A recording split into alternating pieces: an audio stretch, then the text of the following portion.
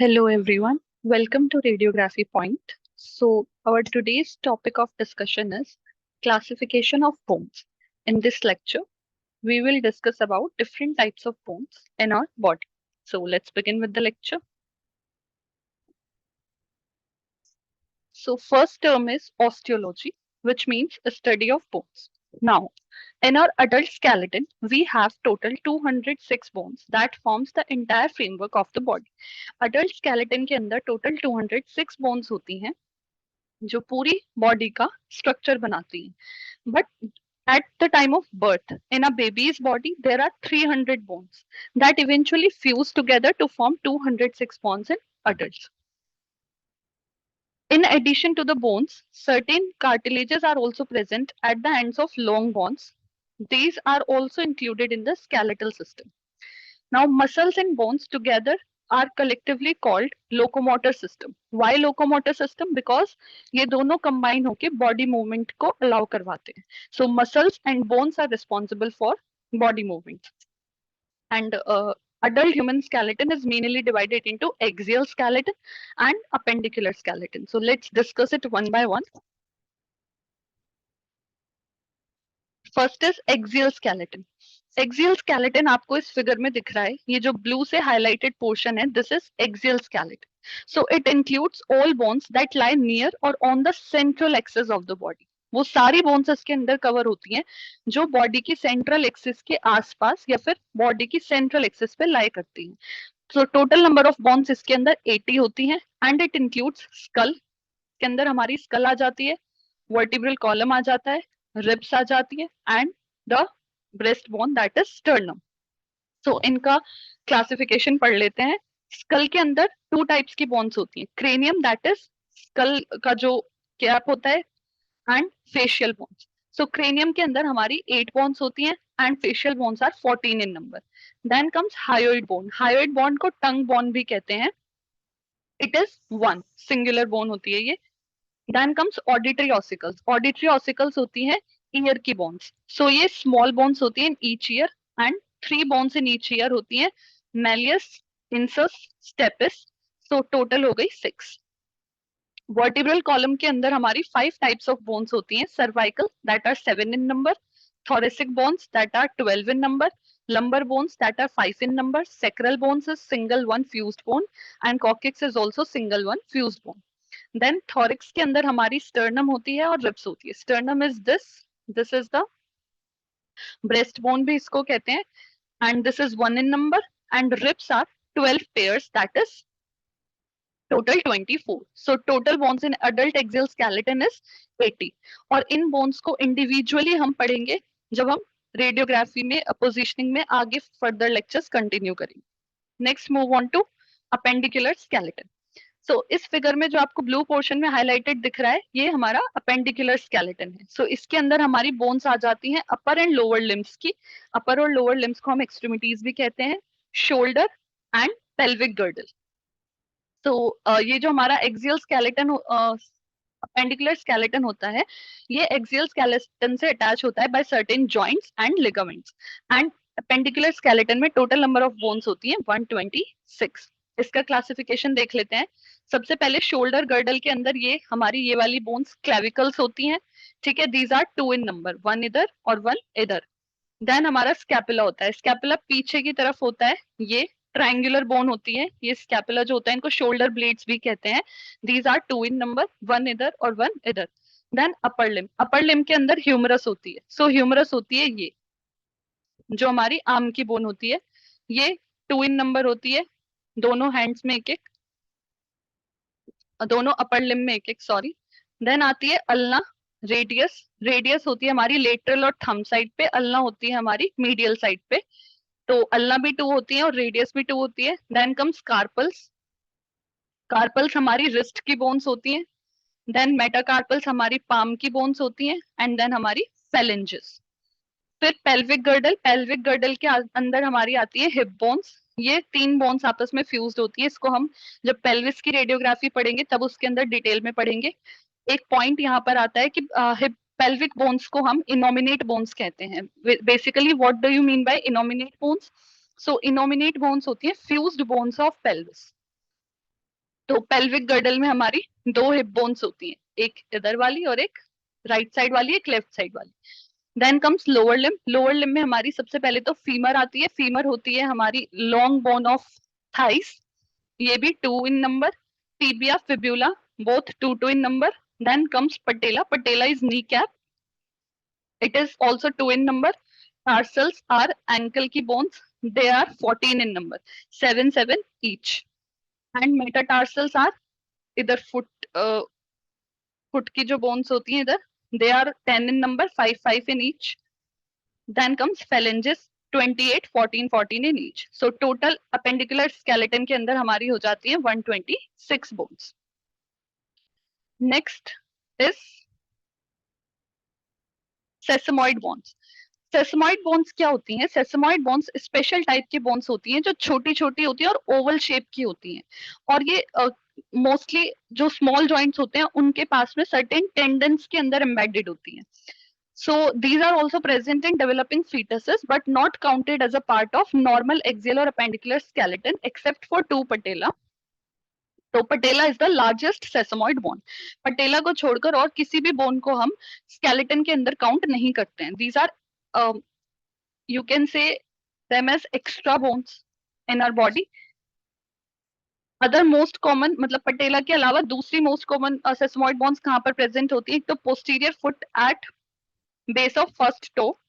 First toe जो होता है फुट के अंदर, उसके पोस्टीरियर फुट पे इधर होती है.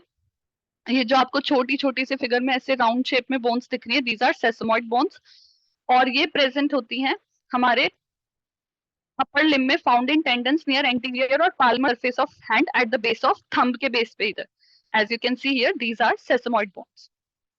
तो these bones can get easily fractured by trauma and they can be demonstrated radiographically by CT.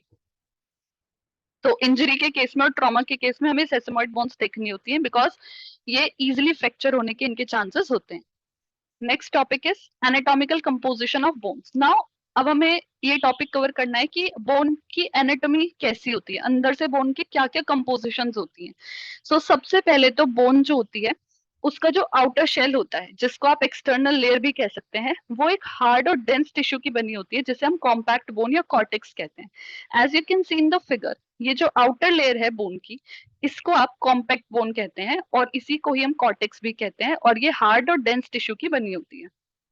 उसके बाद जो बॉडी होती है और जो शाफ्ट होती है बोन की, बोन के अंदर देखो ये एक, अगर हम इसको लॉन्ग बोन कंसिडर करें तो ये एक एंड हो गया एक्सट्रीमिटी, ये एक एंड हो गया, और ये बीच में बॉडी और शाफ्ट इसको कहते हैं. तो ये जो बॉडी और शाफ्ट होती है इसके अंदर एक कॉम्पैक्ट बोन की लेयर होती है, जो एंड्स पे जो कॉम्पैक्ट बोन की लेयर है एक्सटर्नल लेयर, उससे वो थिक होती है. क्यों? क्योंकि वो जितना भी वेट इसके ऊपर पड़े उसको रेजिस्ट कर सके, दैट्स व्हाई. उसके बाद इस कॉर्टेक्स के शेल के अंदर और दोनों एंड्स पे स्पॉन्जी और कैंसेलियस टिश्यू पाए जाते हैं. ये आपको दिख रहे हैं जो डॉट डॉट की फॉर्म में स्पॉन्जी और कैंसेलियस टिश्यूज हैं. इनके अंदर रेड बॉन मैरो होती है. सो ये स्पॉन्जी और cancellous tissue, as its name says, spongy means it is very highly porous and it contains red bone marrow. Red bone marrow का फंक्शन क्या होता है? Red blood cells formation. Next is body of long bone is hollow. लेकिन जो long bone की body होती है वो होलो होती है और उसके अंदर मेड्यूलरी कैविटी होती है. मेड्यूलरी कैविटी में क्या होता है? येलो बोन मैरो होती है. Basically there are two type of bone marrows, red bone marrow and yellow bone marrow. Red bone marrow का फंक्शन होता है रेड ब्लड सेल्स प्रोडक्शन और येलो बोन मैरो का फंक्शन होता है फैट स्टोरेज. जैसे जैसे ह्यूमन इन्फेंट से अडल्ट की तरफ बढ़ता है तो उसकी जो रेड बोन मैरो होती है वो रिप्लेस होती चली जाती है बाय येलो बोन मैरो से. इसीलिए एक इन्फेंट के अंदर हमारी जो रेड बोन मैरोज होती हैं वो थ्रू आउट द बॉडी होती हैं, और एक अडल्ट के अंदर जो हमारी रेड बोन मैरोज होती हैं वो mostly restricted to flat bones only. So इसीलिए अडल्ट में फ्लैट बोन की रेड बोन मैरो में ही आरबीसी प्रोड्यूस होते हैं. Next is A dense fibrous membrane called periosteum covers bone except at the ends. अब एक डेंस फाइब्रस मेम्ब्रेन होती है जिसको हम पेरियोस्टियम कहते हैं. दिस इज पेरियोस्टियम, एक मतलब बहुत डेंस फाइबर की मेम्ब्रेन होती है. ये बोन को कवर करती है, एंड्स पे कवर नहीं करती सिर्फ. तो एंड्स पे बोन किससे कवर होती है? हाइलिन कार्टिलेज से। और हाइलिन कार्टिलेज को ही हम आर्टिकुलर कार्टिलेज भी कहते हैं। आर्टिकुलर कार्टिलेज क्यों कहते हैं? क्योंकि एंड्स को हम आर्टिकुलेटिंग सरफेसेस या आर्टिकुलेटिंग एंड्स कहते हैं, तो इस वजह से हाइलिन कार्टिलेज का नाम पड़ा आर्टिकुलर कार्टिलेज।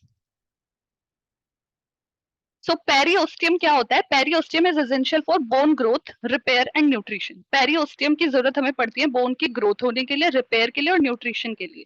न्यूट्रिशन के लिए कैसे? कि बोन्स जो होती हैं that they are richly supplied with blood vessels, जो उनमें कैसे पास होगी? Through periosteum. पेरिओस्टियम की लेयर के थ्रू ही ब्लड वेसल्स बोन में पास होंगी। Like you can see here in the figure,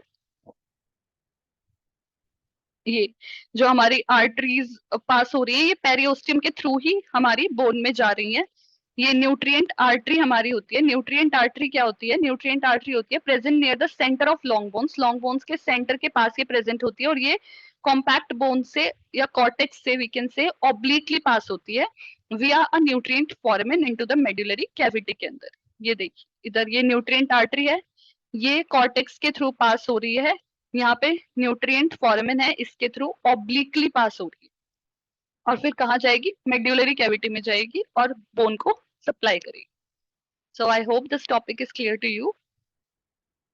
next is classification of bones according to shape. अभी हमने देखा बोन का क्लासिफिकेशन एक्सियल और अपेंडिकुलर स्केलेटन के अकॉर्डिंग। अब हमारी bones are also classified according to the shapes.